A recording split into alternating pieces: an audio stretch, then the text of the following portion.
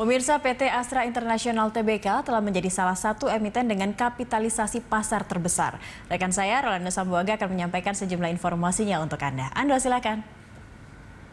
Ya baik, Cakri dan pemirsa, saham PT Astra International Tbk senantiasa atraktif ya di mata pelaku pasar. Dan bersama kita akan simak datanya. Ya.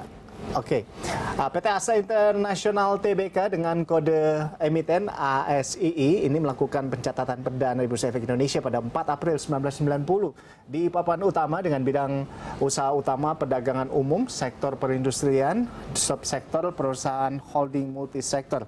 Dan selanjutnya kita saksikan, kita lihat bersama ini siapa saja pemegang saham PT Astra International Tbk. Ya, kita lihat ada Janang Cycle dan Carriage Limited dengan sebesar 20,28 miliar atau 50,11%. Lalu oleh pemegang lainnya, masyarakat lainnya ini sebesar 20,19 miliar atau sebesar 49,89%. Dan berikutnya pemirsa kita simak bersama ini pergerakan nilai saham ASII. Pada kuartal 1 kita saksikan ini berada di level 6.075 per lembar saham. Lalu sempat menguat di Januari 21 ya di 6.800, lalu terus bergerak fluktuatif.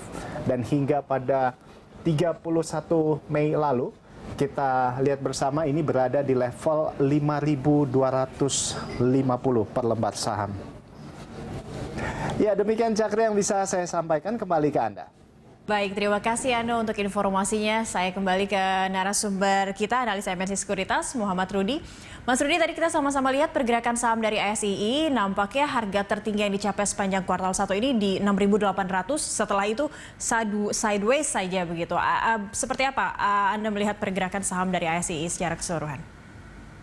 Oke, untuk dari pergerakannya sendiri, memang saat ini kecenderungannya menurun, disebabkan kalau kita lihat lebih kepada bisnis yang saat ini masih bisnis utamanya, yaitu penjualan otomotif ya.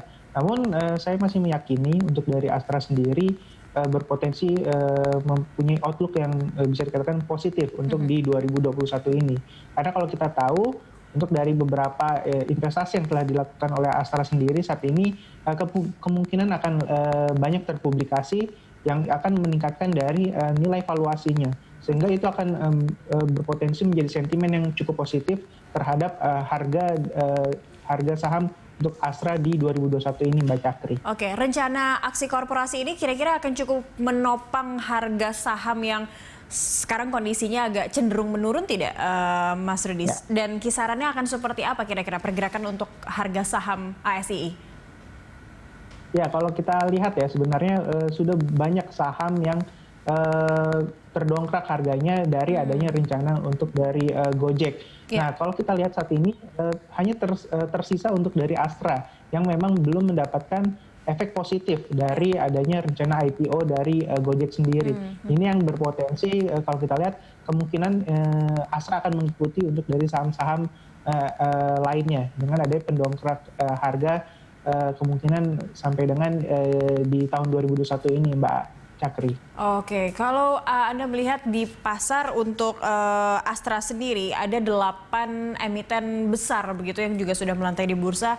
Pergerakannya cukup banyak mempengaruhi saham induk tidak untuk saham Astra begitu secara keseluruhan? Oke, saat ini memang tidak terlalu ya, karena kalau kita lihat beberapa unit usaha seperti UNTR lalu juga ACST, di mana memang saham-saham tersebut bisa dikategorikan sudah berjalan sendiri meskipun memang merupakan unit usaha dari Astra ya. Namun kembali lagi untuk dari unit bisnis utama dari Astra sendiri yang masih menjadi yang dilihat oleh para investor saat ini, sehingga memang kalau kita lihat beberapa pergerakannya tidak mengalami anomali dibandingkan untuk dari beberapa unit usahanya. Oke, tapi apa yang kira-kira yang paling stabil di antara emiten lain dari Astra International sendiri yang kira-kira bisa yang masih menarik untuk bisa disasar oleh para pelaku pasar atau para investor? Saya rasa kalau untuk dari saat ini masih kemungkinan untuk dari lebih menarik Astra ya, karena meskipun bisa dikategorikan sideways ya untuk dari pergerakan harganya, namun kembali lagi dengan adanya saat ini market lebih melihat saham-saham yang memiliki rencana corporate action, itu yang akan disasar oleh para investor saat ini. Karena kalau kita tahu ya, untuk dari saham-saham seperti MPPA, MLPL yang sudah lebih dulu ada rencana untuk adanya corporate action, pergerakan harga sahamnya bisa dikatakan meningkat cukup signifikan. Namun untuk Astra memang tidak berpotensi untuk adanya meningkat signifikan atau bisa dikatakan berkali-kali lipat dibandingkan untuk dari saham-saham lainnya, karena memang untuk dari saham Astra sendiri merupakan kategori saham blue chip, sehingga masih banyak untuk dari beberapa investor untuk menahan beberapa penjualannya. Namun saya masih tetap positif ya terhadap outlook Astra di tahun 2021 ini, Mbak Cakri. Kita nantikan ya, apalagi juga nanti kita sama-sama menantikan IPO dari Gojek juga. Terakhir, singkat saja rekomendasi Anda untuk saham Astra ASI seperti apa, Mas Rudi? Ya, saya masih merekomendasikan untuk buy untuk dari Astra Internasional dengan level target price-nya sendiri berpotensi untuk ada di level 6.500 sampai dengan akhir tahun 2021 ini, Mbak Cakri. Oke, di 6.200 untuk buy. Tahan terlebih dahulu begitu ya untuk melihat perkembangan pergerakan saham ASI. Baik, terima kasih banyak Mas Rudi, Muhammad Rudi, analis MNC Sekuritas telah bergabung bersama kami di Corporate Action hari ini.